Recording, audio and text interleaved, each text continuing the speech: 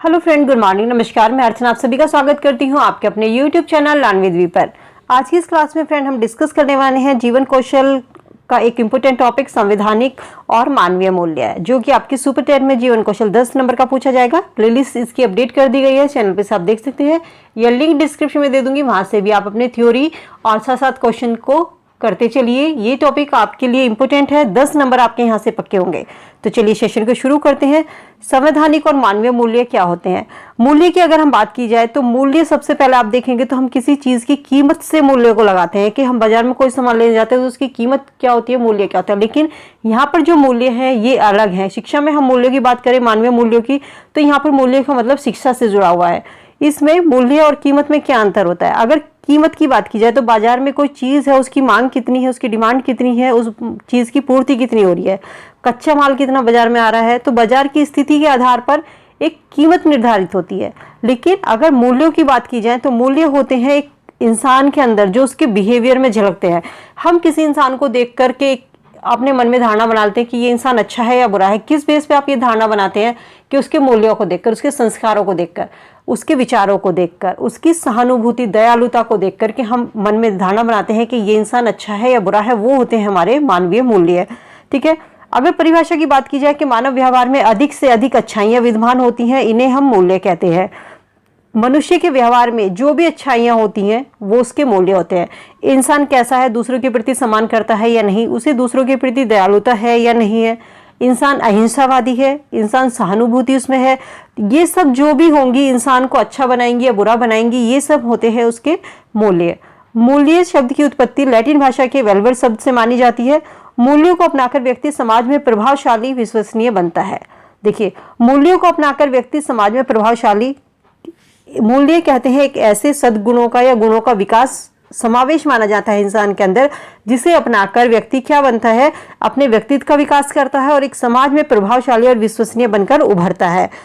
आपने धर्म ग्रंथों में, जो भारतीय धर्म ग्रंथ है उसमें देखा होगा, कहीं कहीं पर शील शब्द आपने सुना होगा, या किसी भी चीज में आपने शील गुण सुने होंगे। शील गुण क्या होते हैं? इनको कहीं कहीं पर मानव मूल्य की जगह पर इनका यूज किया जाता है। ठीक है। तो मूल्यों को और किस नाम से जाना जाता है? तो मूल्यों को शील नाम से भी जाना जाता है। इसके अलावा ओम प्रकाश पाराशर हैं, इंपोर्टेंट नोट कर लीजिएगा। ओम प्रकाश पाराशर ने मानवीय मूल्यों को क्या कहा? आत्मीय ऊर्जा कहा इसको। ठीक है। आत्मिक ऊर्जा क्यों कहा? उन्होंने कहा कि इंसान जो होता है जब किसी वस्तु को या विचार को अपनाता है तो उससे पहले वो ये निर्णय करता है कि हम इस चीज को अपनाएं या इस चीज को छोड़ दें, ये चीज सही है या गलत है। तो जब व्यक्ति अपने मन में ऐसा विचार लाता है निर्णायक ढंग से किसी चीज को अपनाने के लिए, तो वो उसका मूल्य कहलाता है। ठीक है। चलिए देखते हैं मानवीय मूल्य कौन कौन से होते हैं। इंसान के अंदर जो मूल्य होते हैं वो होते हैं ईमानदारी, अनुशासन, समर्पण की भावना, दयालुता की भावना, स्वाभिमान, अहिंसा, बुद्धिमत्ता, सत्य विचार, इंसान के सादा जीवन, अनुशासन, शालीनता, कर्तव्य आदमी इंसान अपने अच्छे से निभाता है या नहीं, त्याग की भावना, मानवता की भावना। तो ये सभी जो गुण होते हैं ये इंसान के अंदर कहाँ से? वो समाज से सीखता है। समाज में ये सभी गुण विद्यमान होते हैं, लेकिन इंसान इन्हें ग्रहण कहाँ से करता है? समाज से करता है। अब ये इंसान की इच्छा पर डिपेंड करता है कि इनमें से किस चीज को ग्रहण करे, अच्छाइयों को ग्रहण करे या बुराइयों को ग्रहण करे। ठीक है। तो ये होते हैं हमारे मानवीय मूल्य। आगे अगर हम बात करी जाए परिभाषाओं की, तो मूल्यों का व्यक्ति के आचरण, व्यक्तित्व तथा कर्तव्यों पर स्पष्ट प्रभाव पड़ता है। मूल्यों का व्यक्ति के आचरण पर प्रभाव पड़ता है, उसके व्यक्तित्व पर प्रभाव पड़ता है, कार्यों पर स्पष्ट रूप से प्रभाव पड़ता है कि इंसान के अंदर मूल्य किस तरीके से हैं। वो उसके बिहेवियर में झलकते हैं, वो उसके व्यक्तित्व में झलकते हैं, उसके कार्यों पर इन चीजों का प्रभाव पड़ता है। मूल्यों के निर्माण में परिवार सबसे पहली सीढ़ी होती है। परिवार जो होता है समाज की सबसे छोटी इकाई मानी जाती है। जहाँ से अगर कोई छोटा बच्चा होगा तो वो सबसे पहले कहाँ से सीखेगा? अपने परिवार में से सीखेगा, अपने भाई बहन से सीखेगा। और जहाँ से बच्चा मूल्य को ग्रहण करके एक अच्छा नागरिक बनता है, एक अच्छे समाज का निर्माण करता है। अगर किसी के परिवार में उसके जो बड़े हैं अपने से बड़ों का आदर सम्मान करते हैं, प्रेम से बोलते हैं, छोटे बच्चों से प्रेम से बात करते हैं, तो बच्चा भी, उसके अंदर भी वही संस्कार, वही मूल्य विकसित होंगे। लेकिन अगर किसी परिवार में लड़ाई झगड़ा रहता है, किसी से भी अच्छे से कोई बात नहीं करता है, बदतमीजी से बात करता है, तो बच्चा भी उन्हीं मूल्यों को ग्रहण करेगा जो वो देखेगा। तो बच्चे की सबसे पहली इकाई उसकी मानी जाती है शिक्षक या गुरु होता है, बच्चे के माँ बाप होते हैं, जहाँ बच्चा सबसे पहले सीखता है। आगे बात की जाए, 6 वर्ष की आयु तक बच्चा दूसरे के आचरण की सबसे अधिक प्रभावित होता है, इसलिए मूल्य इसी उम्र में निर्धारित होते हैं। तो बच्चे के जो मूल्य निर्धारित होते हैं उसकी शुरू की 6 वर्ष की आयु में बच्चे के अंदर मूल्य निर्धारित हो जाते हैं, जो कि सबसे अच्छी ये एक एज मानी जाती है। प्राथमिक मूल्यों का विकास परिवार से होता है कि बच्चा सबसे पहले कहाँ से सीखेगा, अपने परिवार से सीखेगा, उसके बाद वो समाज से सीखता है। हम समाज में जो भी बिहेव करते हैं, अच्छा बिहेव करते हैं, बुरा भी। देखिए, अगर कोई इंसान बुरा भी होगा ना, बुरे से बुरे इंसान में भी कोई ना कोई अच्छाई जरूर होगी। उसके अंदर या तो दयालुता का भाव होगा या त्याग का भाव होगा। ऐसा कोई नहीं है कि हर इंसान सर्वगुण संपन्न है या किसी भी एक इंसान के अंदर ये सारे मूल्य विद्यमान होंगे। किसी ना किसी इंसान में कुछ ना कुछ कमी जरूर होगी। कोई अच्छा इंसान भी होगा ना, तो उसके अंदर भी कोई ना कोई आपको कमी जरूर देखने को मिलेगी, और बुरे से बुरे इंसान में भी कोई ना कोई अच्छाई जरूर होगी। आगे हम बात करते हैं संवैधानिक मूल्य। वो तो हो गए थे हमारे मानवीय मूल्य, और संवैधानिक मूल्य क्या होते हैं? संवैधानिक मूल्य होते हैं कि हम सबको एक जैसा समझे, एक जैसा ही बिहेव करे, एक जैसा ही सबके साथ ट्रीट करे, किसी से कोई भेदभाव नहीं करना चाहिए। ये हमारे संवैधानिक मूल्य हमको सिखाते हैं। जो सिद्धांत अस्पृश्यता का भाव नहीं होना चाहिए, छुआछूत का। कहीं पर शिक्षा दी जा रही है तो हमें किसी शिक्षा के लिए भेदभाव नहीं करना चाहिए। उच्च जाति का, निम्न जाति का, तो इसको अलग से शिक्षा दी जाएगी। तो भेदभाव नहीं करना चाहिए, सबको एक समान, एक जैसा समझना चाहिए। संविधान जिन आदर्शों सिद्धांतों पर आधारित होता है उन्हें हम संवैधानिक मूल्य कहते हैं, जिसमें समानता, स्वतंत्रता, बंधुत्व, संप्रभुता, राष्ट्रीय एकता, न्याय, धर्मनिरपेक्ष, ये सभी चीजें जो मूल्य होते हैं उसमें विद्यमान होते हैं। हर इंसान को कहीं भी शिक्षा ग्रहण करने की, किसी भी धर्म की शिक्षा ग्रहण करने की स्वतंत्रता होती है, बंधुत्व की भावना होती है, राष्ट्रीय एकता की भावना होती है। ठीक है, चलिए नेक्स्ट हम बात करें मूल्यों का वर्गीकरण, क्लासिफिकेशन ऑफ वैल्यू। तो मूल्यों का वर्गीकरण कई प्रकार से किया जा सकता है।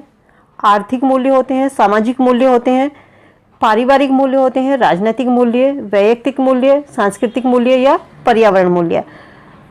पारिवारिक मूल्य की अगर बात की जाए तो बच्चा सबसे पहले कहाँ परिवार से सीखता है। बच्चे में जो पहले प्रेम आता है, भाव आता है, सहयोग की भावना सीखता है, वो कहाँ से सीखता है? परिवार से सीखता है।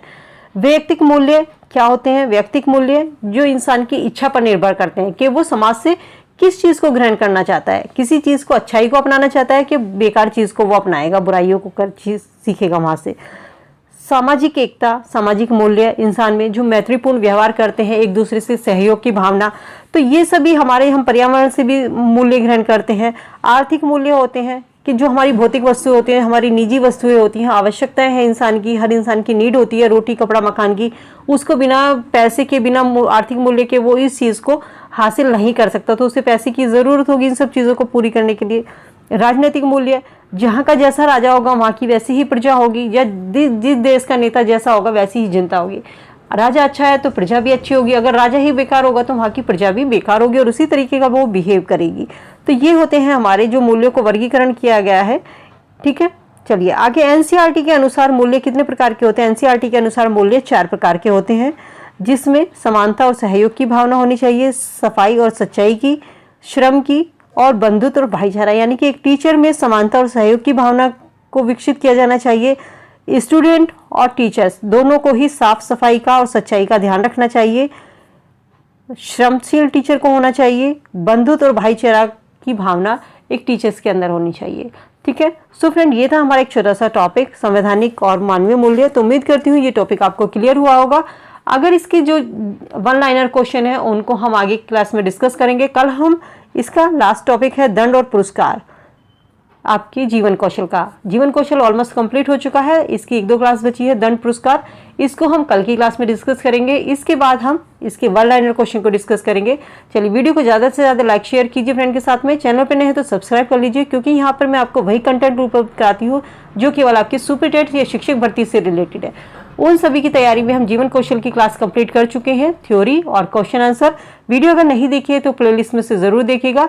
चलिए, मिलती हूँ नई वीडियो में, तब तक के लिए good bye, be happy, be safe. Thank you so much.